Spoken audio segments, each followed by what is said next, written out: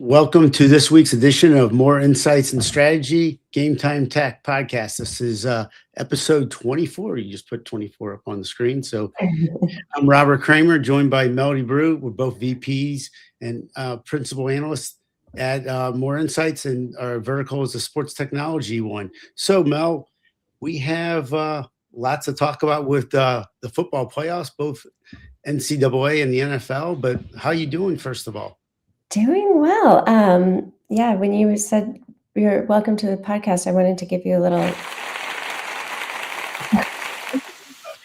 That's a new feature we have. So if you hear like random little noises here and there, it's because I'm playing with some new features here in StreamYard. Kind of fun. But there's lots of applause happening over the playoffs. And I like the Buffalo Bills, so they're still in it. My wife's family's from Buffalo, so I just didn't pick them up out of the blue. I decided, put my old track suit on, and it's pretty comfortable, by the way. But there's a lot going on with sports, specifically with football this weekend, and we wanted to talk a little bit about how technology is quietly rewriting the football playoffs. And we have a lot to talk about with that, and I'm kind of excited to kind of go through that with you. But just a quick disclaimer, the show is for information and entertainment purposes only. While we'll discuss publicly traded companies on the show, its content should not be taken as investment advice. So we have some really cool stuff to talk about. Let's just jump right into it, I guess. But you're doing good. You're ready for the playoffs. First, before we do jump into it, who do you like? Unfortunately, my Chargers are out of the playoffs. But for college football, we watched all the big games, but excited to see IU in the playoffs, and I think they're gonna kill it. It was almost like it wasn't even an even matchup with Oregon. Yeah. And Oregon's good, and we have a daughter at Oregon, so of course we're Ducks fans. But my best friend went to IU, and so we watched with a whole bunch of people, and it was like they were just beating them so much that it was like it became not as fun. I think like the games before that have been a little bit more exciting. So let's see against Miami how it's gonna, or against not Miami, against Florida, to see how they'll do. But absolutely. I like exciting games where it's really close and things are happening, and how about you? Who are your favorites? I agree. So I'm pretty shocked of Indiana, how well they're doing. The coach actually came from JMU, so that's around the corner from where I live right now. My wife actually went to school there, but they must be, doing some amazing recruiting. And I'm assuming that a lot of the data that we're going to be talking about today is being used and coordinated for their strategies. So I do like IU, and I'm originally from the Midwest as well. For the pro, I do like the Buffalo folks. But I think that one of the things I do like about pro football is there's a lot of parity, and it's a good example of how everybody being equal can work and be able to go to the playoffs and be good one year and not good the next year, and vice versa. And so we're seeing that with some of the teams that are in there still, and the teams that actually did get to the playoffs. Yeah, it's interesting how much they can use the data to optimize. We'll talk about some of that, but yeah, to optimize the teams, to optimize the plays. I mean, some of the play calling is actually it's pretty phenomenal. But yeah, so, I like the Bills also. So okay, here we go. So we'll probably have a party on Saturday because we have some other Bills fans in the area. But so officiating goes digital, but football still sets the rules. So what we mean by that is, so the first down measurements finally changed this season. And so what technologies did we see on the field during the season that we'll see potentially being key in the playoffs? Yeah, the NFL is using that optical tracking from Sony Hawkeye Innovations, that it relies on different cameras, so 6 8K cameras in a ring around the stadium to determine the ball position. This is something we've talked about before. It's like, the chain gang is always part of the game, and it's like you're waiting and you're like, oh gosh, is it going to be, and is it this close and everything? But this generates a virtual measurement for officials and for broadcasters. So there's no it takes away a little bit of the suspense, but it's faster. And Sony is one of the official technology partners of the NFL. That started in 2024, and you see the Hawkeye system that's being used in tennis and soccer. And one of the things that we've discussed a lot before is like, how much does technology advance the game, and in what ways? Like, why are they using this? Obviously, in many situations, it can be more accurate than human judgment, Mhm. but does it take away from kind of some of the fan experience? And my take on this is, I do like some of the drama of like bad calls or whatever, but as the mother of an athlete who plays in college, I think these athletes deserve to get calls right. Well, no doubt on all that. I think the goal is when you're in the playoffs specifically to make sure that the calls are right. And Yes. I think that this happened because of a play that it was the tip of the iceberg. It's always happened that the refs might have missed the call barely because the spot wasn't exactly Yeah. where it needed to be. But that Yeah. was kind of the excitement of the chain gang coming out there, et cetera. It slows the game down tremendously when they do that. But again, it's part of the game. Like you said, the bad calls are you need them, but the playoffs are like too important. These Yeah. teams work too hard. So does it? A couple of questions. How does it change the sport itself, and what does it do for the teams? And for the sport, it speeds up the game. So it can reduce the measurement time from 75 seconds to 30 seconds. I think it could be even less than 30 seconds. They probably give a little padding on that data, but Yep. it's like there's fewer delays. And I think in football, sometimes they want delays because they have time to kind of review their plays and everything. But really, you want that momentum of the game, especially for fans. You want like things to continue going like quickly. It also sort of takes away kind of some of that lull, that downtime for the players. So the faster rulings, that means less time standing around. It doesn't, they don't have these like emotional swings of like waiting on the measurements and everything. And in some cases, I mean, Buffalo being one of them, these players are cold. Yeah. And it's like even a minute in like freezing cold temperatures, they can get stiff. Like they got to keep it moving. So that's, I think that's where you'll see the big changes. But I did read something that the change still might come out if there's snow on the ground. So why is that the case? Yeah, so they really do still depend on some visibility. So snow, fog that can reduce the confidence of the system. So officials will revert to the chain crew, and I think in some cases they'll maybe have both. But the challenge is like in many places, so many places, that football is often played in really bad conditions. So there's I think you have to look at there's all kinds of technologies that go into like the infrastructure, like Cisco's infrastructure for connecting, for networking. Like these things they have to have, like the infrastructure needs to be up and running no matter what, high-speed connectivity, even when weather disrupts things like optical tracking. So is they've got to plan for those situations, because how many times have you watched a game and they're playing in the snow or it's raining? I mean, it's not like things get delayed. It's not like golf where they they delay the game, or tennis where they're like, okay, we'll wait for it to stop raining. No, Sure. they're out there and they're playing. So a lot of this technology has an impact on broadcast. So how does this specific one impact broadcast? Yeah, the virtual replays can make the decisions like easier to explain. So fans may want to disagree about it, but they actually see what the officials are seeing. And I think that transparency lowers confusion. For me, like sometimes I think, you've been at games, we've been at games together where like we see a play happening and like you don't get to see the replay because they don't put it on the Jumbotron, or it's not happening. And it's like, it's almost sometimes better to watch it on TV because you get so much context from the broadcasts. Like the You do. broadcasts are becoming so good that you get like those, even the XR overlays, you see so much stuff. And the broadcasters are able to get that data in real time and share it immediately. And so where there may be a timeout or things are happening on the field, they have that 30 seconds to explain to the viewers what's going on. It makes it really dynamic and it makes it really interesting. Yeah, that's you made a really good point about the broadcast and how special they are and how much more information is there.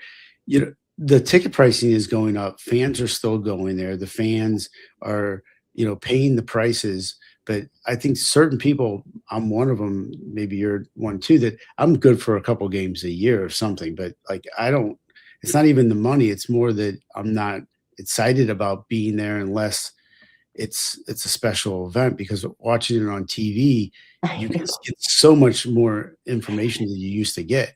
Yeah, there's a lot of valuable data that you get from watching it on TV. But speaking of data, so player tracking, I mean, that's really like a huge thing that we're seeing, and what I mentioned before with like these coaches have so much more data to work with, even in real time to make calls.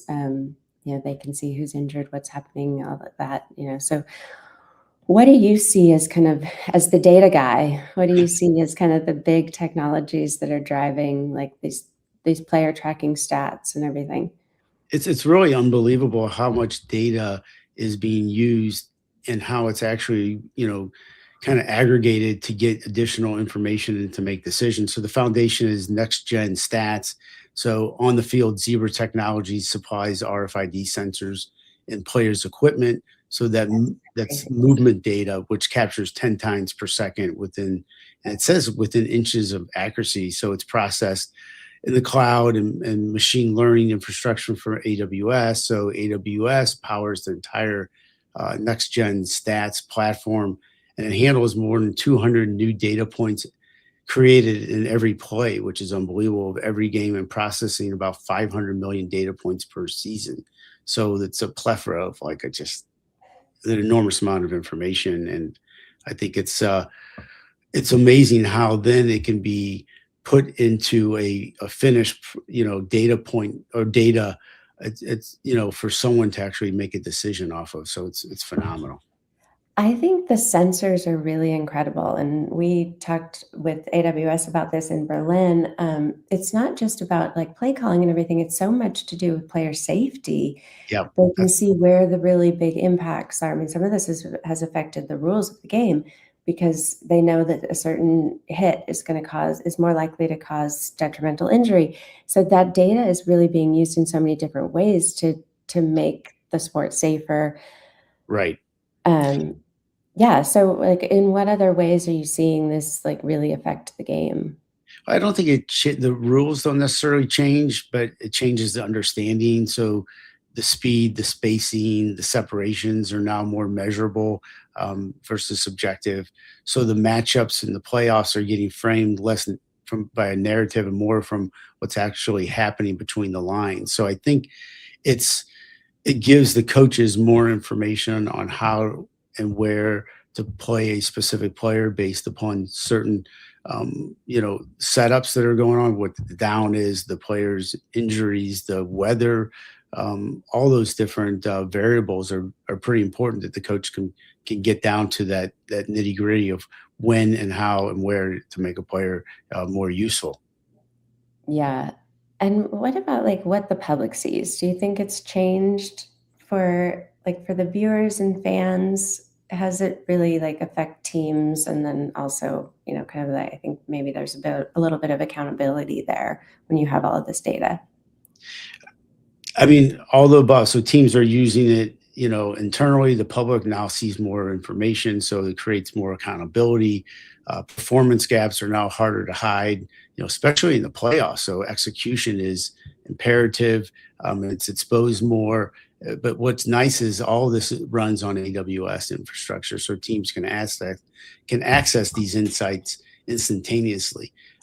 For the fans, I mean, they get more coverage, and we were just kind of talking about whether you're at home or in the stadium or Mhm. the arena, they're getting better coverage and little, little separation of information than what you used to have, and broadcasting the same way. So the broadcasters have more information at their fingertips. They have can expose more data to the audiences, and they're not in a reactive mode as much as they are able to say all these different things in real time and become a little bit more in the know versus I think having to do the research. I think it's the machine learning stats really give them a lot of information.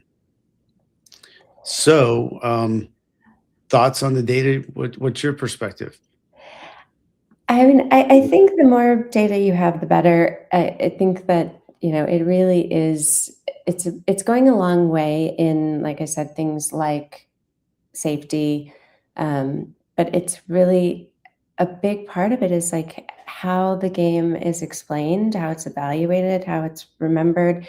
It's it's giving fans, like, I think, a richer experience, but also, of course, for coaches and everything. What I'm really curious about, though, is how this amount of data that we now have and the ability to process it, even without, you know, having some data analytics background or being a data scientist, you can actually just use AI to process a lot of data and a lot of information now. And so how is this going to change like the betting landscape? Are people going to rely? I mean, does this provide a different advantage, or does everybody have kind of access? I mean, some people are going to be better at it than others, but it's like Moneyball now. Everybody can access all this data and can process it, and how much are people using it, for good reasons like safety, or people are going to be using it for betting, or so that's, I think all of this is so interesting when you kind of look at the things that are, sort of the shrapnel effect and the tangential effects of it, and how it will change some of those things. So we'll Well, see about that. But I think the data also helps the betting sports books because the fact that they can actually get a little closer to what right, the spreads need to be, I think it yeah, makes it actually harder on the betters. So I think it's a big challenge. But yeah, I think the big takeaway is, especially in the playoffs, are how the data is helping track how the games are, more evaluated and remembered and explained. You're getting more information to understand what's going on in these games. So it's pretty extensive. But we get into that. We kind of talk about how these analytics actually change alternative broadcasts and how we actually watch the games. mhm. So these altcasts showed up in playoff games this year. So what technology made that possible? I, I think that it's interesting that we kind of keep going back to broadcasting, and there's so much happening in broadcasting, and in almost every sport.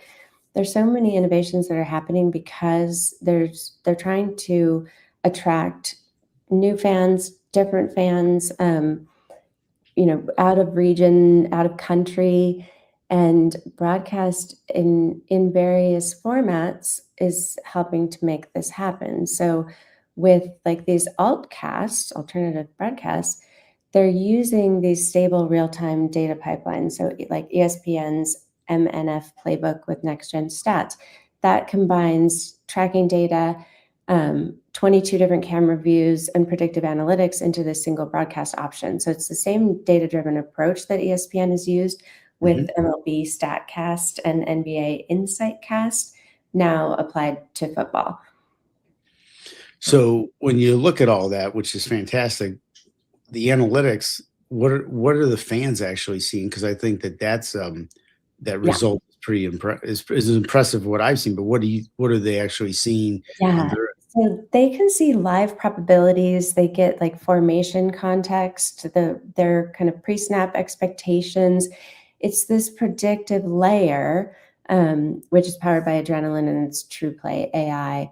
The technology is trained on more than 1 million football plays. So it's drawing from this massive database of over 370,000 NFL plays, Mhm. layered with next gen stats data. So it's Wow. it's really like, I love when I see the player formation and how they can kind of predict it.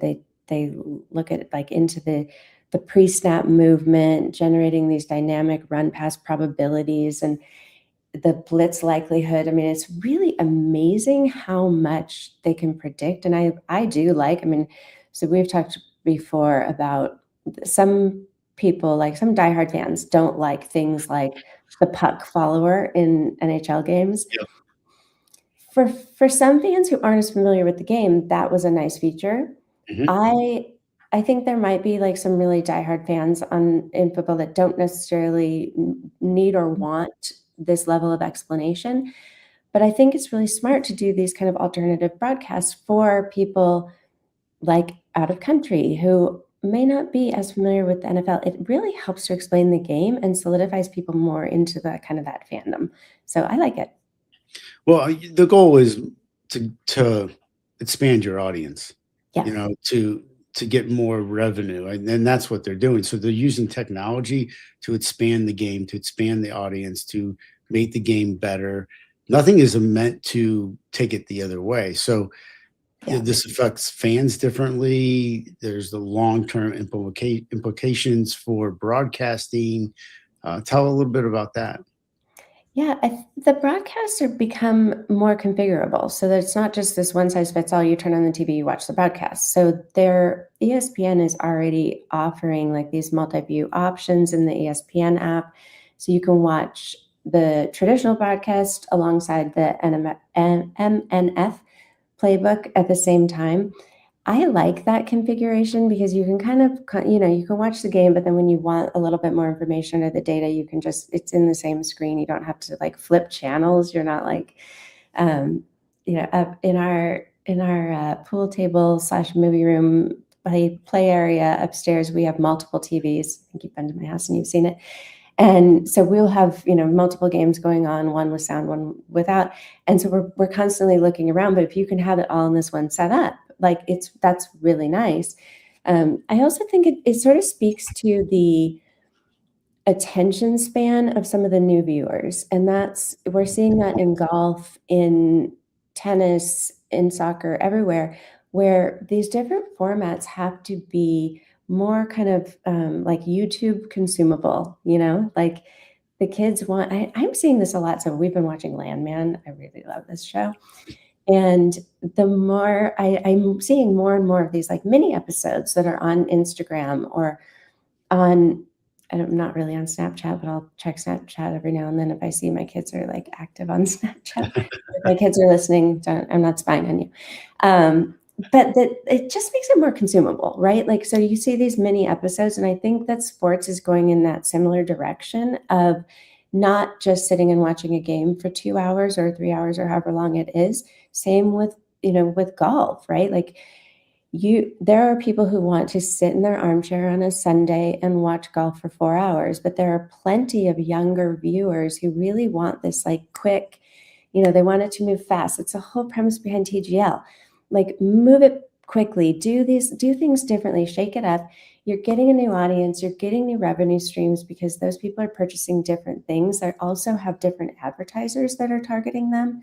And so the data also feeds into that, where like if a player or player is performing particularly well on field, they know to surface that player's jersey.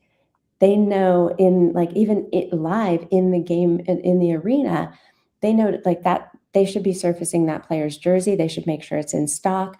There's Yep. just so much that's going into this now that it makes it a better experience for all kinds of fans. So Yeah. I think that's really where the game is going in terms of like the using the data for the broadcast, even advertising. I mean, that's one thing where we'll talk about advertising after the Super Bowl, but I'm really curious to see what the advertising is going to be like this Sure. year because I think we're going to see more tech advertising than we have in the past. I think It's time.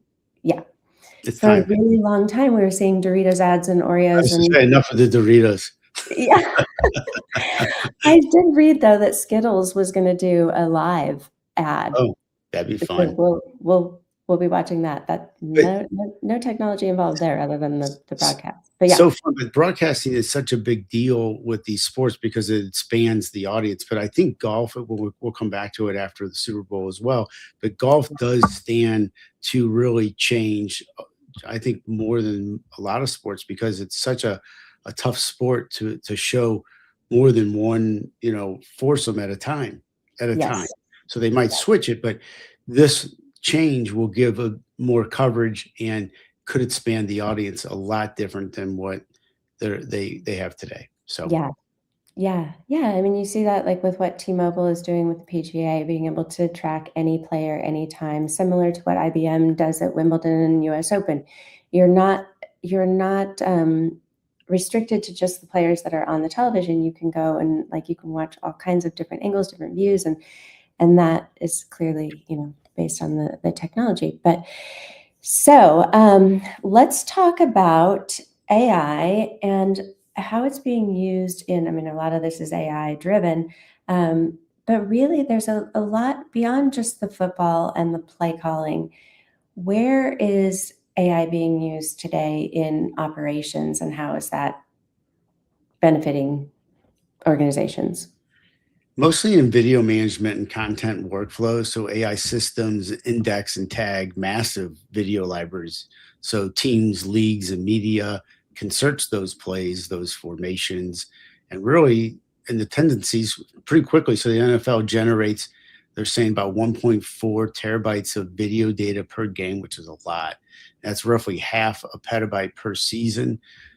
So managing that scale requires intelligent data infrastructure, which is super important, which is why the NFL named NetApp its official intelligent data infrastructure partner for the 2025 season. So their technology, which includes built-in ransomware protection and integrates AWS, which we've already talked about.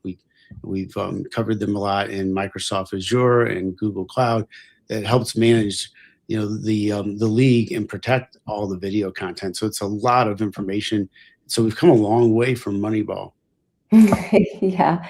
I mean, the protection of that is really important if you really think about how much data is being transmitted and transferred around and viewed, and some of it is specific to a team. You have to, and we talked with Haiku about this, the importance of that, of protecting that data, where it could be used as a coach's advantage. It could also be used as the other coach's advantage, right? So Mhm. that like the data and that protection is so important as it goes through the different places where it needs to be processed. So and for the playoffs though, how does this change? Like how does it affect teams during the playoffs? I think they're all on a short cycle. So in the past, they weren't able to, crunch those numbers and get that information as quick. So it's faster preparation. The short weeks mean less time to study the film. The AI shortens that cycle, obviously, tremendously. So the data actually has to be good, which it should be based upon what they're capturing. So the speed matters where there's no more margin for error. So teams can query the video libraries in seconds versus I guess it could be hours or even a day. So I don't think that the coaches have to sleep at the in the locker rooms like they used to. Or be up all night doing, I'm sure they're up all night worrying, but yeah. And then on the broadcast side, I mean, we've seen major innovation here with Adobe, working with them with it in terms of like all the different tools that they have to create content. How is this changing in terms of what they can do during a live game versus like, we used to wait till what at the after games to get all of the context and the plays and everything, and now it's done live. So talk about that a bit. Yeah, so faster clip creation, deeper, analysis during the live games. They have this information. Adobe is an NFL, like you just mentioned, Adobe official creative content partner, and over 140 NFL live content correspondents use Adobe Creative Cloud products. So, like you always talk about, Photoshop, Lightroom, Premiere Pro, Adobe Express, and Firefly. They generate and create and edit and scale this live content to capture from the field so it's real time. So these tools that Adobe has lets the broadcasters produce really cool stuff and right in the moment. Yeah. They also have some pretty cool tools for fans too, which is nice because often this is licensed content, and the NFL takes their trademarks very seriously. So Adobe provides this kind of safe, um, protected way to use that copyrighted content without Mhm. violating any laws, any rules. So that's nice because it's fandom. People like to do stuff like that. But switching a little bit to play calling. I mean, we've talked about like the chain gang and things like that, where there is a little bit of AI calling, particular um, decisions, but we haven't really seen it with like officiating. Like, where do you think that's going? Like, is AI going to make the call that something was holding or roughing the kicker or whatever, whatever the calls may be? Where, what do you, Yeah, I think it's football's too contextual. AI looks for more like patterns, and but humans make those decisions based upon the feel of the game, what's going on, even what the coaches have to do when they have to actually calling a play. So I Mhm. think that based upon certain conditions, I mean, when you have 4th and 4 at the 40, and are you kicking the field goal? Are you punting? Are you going for it? I don't think AI tells you that, except maybe the probability. And it's going to say 33.3%, right? So I don't know. I think these coaches, it has to be like we talked about, even this is a really kind of a stretch, but industry 5.0, the humans and the robots, the robots help you with some of the small tasks, but that human, the robot helps with the small tasks, but the human has to be the strategist and make that decision and make those calls. And I think the information just helps out whether it's the coach making the call for the play or the ref making the decision on whether that's a catch or not a catch or whatever, or Yeah. if it's a hold like you just mentioned. So Mhm. I'm curious to see if, as computer vision gets better, if they'll start to kind of detect for certain things that often don't get called. Like mhm. you may see, because there's only so many people officiating, and then somebody may have a face mask back on the 30, and they're officiating basically on the 50-yard line, and so computer vision may solve that, where like those calls do get made. But at what point is it, like, what's the challenge in terms of too much, not enough, where do you I think see we're that? actually there right now, my opinion. I think that technology is kind of gone to where it needs to be, and the game has to catch up to it. The fans need to catch up to it, and the all those involved, the coaches and the refs, because it's you're over reliant on it. The outputs might need more interpretation. um, I don't think we need any more than where we're at now. I think it's leveled out the games and actually probably tilted it too much towards technology. I think the games speak for themselves with the quality of the players, and like you said, let them play, but don't mess up the calls too bad, but don't run the game because the Yeah, players deserve that. What do you yeah, think? I think that's right. I think you don't want to sort of over engineer it. Um, and I think that it's there's a balance between, getting the plays right. There are some things I think that are absolutely, like, definitively need to happen, right? Like the safety stuff, the security, that's a huge, like, that's a no-brainer. Mhm. Um, but I think when it comes to play calling and officiating, we're probably going to see a little bit of like a test and see part of, like, is this just like we saw with the hockey puck, right? Like the puck, I keep referring to that because I've heard so many strong opinions about it, right? Like people were like, I left that. People think I hate it, and obviously fans hated it enough that they got rid of it. Yeah. So we're seeing more and more coming, in tennis and in areas where, like there's not so much officiating in golf. So it's not like, although you never know, somebody could pick up a ball and move it or whatever when somebody's not looking. What's the broadcasting, I think, is the biggest impact there in the data for the Yeah, fans and the players. absolutely. But yes, Yeah. you're right. The puck thing, what I you asked me this question before. And I think it helps the maybe the early early adopters of from a fan perspective for hockey if they don't know the game, because everybody's like, "What? I don't get it. Where's the puck? Where's it going?" But people who know the sport, it takes away the tradition of the game with some light in the puck, or the red Mhm. dot or whatever. But Yeah.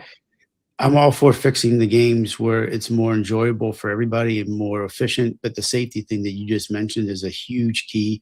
How can we make these players, you know, you know, not get hurt as much and heal better and make sure that we keep them out and not put them in, the wrong, plays where they won't do well or they come back too quick from a concussion or whatnot.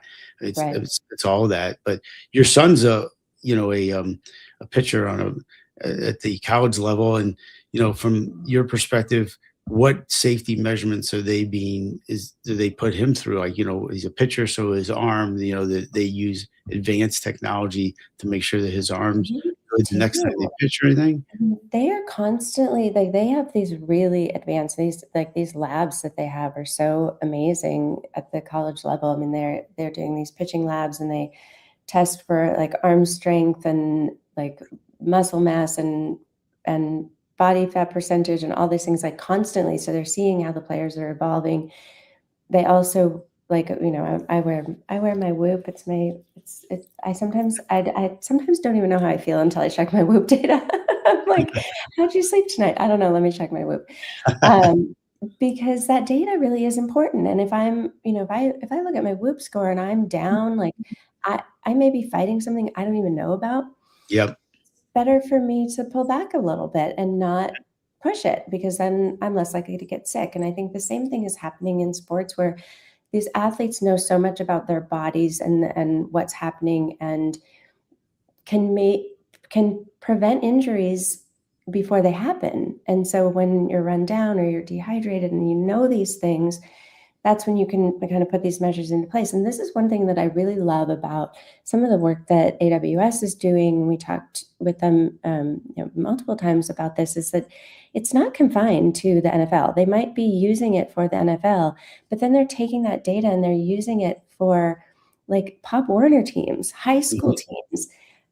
So the technology has this trickle down effect that I think is so great. As a mom, like I'm worried about my kids getting hurt, and as a human, everybody should be worried about people getting hurt. I mean, we've all seen the detrimental effects of concussion, and even, I mean, pitchers are the, knock on wood, we haven't had any issues with surgeries or anything like that. But if they're using the technology for the better of every athlete, not just the ones who are making the big bucks, I think that's a great thing, and I love that. So Absolutely. well, we've gone a little bit long, but there was just a lot to talk about. And so, yeah, we're going to regroup probably next week or the week after to talk more about what the technologies we're seeing in real time. If there's anything that you want to see or want to hear more about, or you have a really strong opinion on that hockey puck, let us know in the comments, like and subscribe. Keep following along for more information and more Game Time Tech. And thanks for joining us. We'll see you next time. Thank you.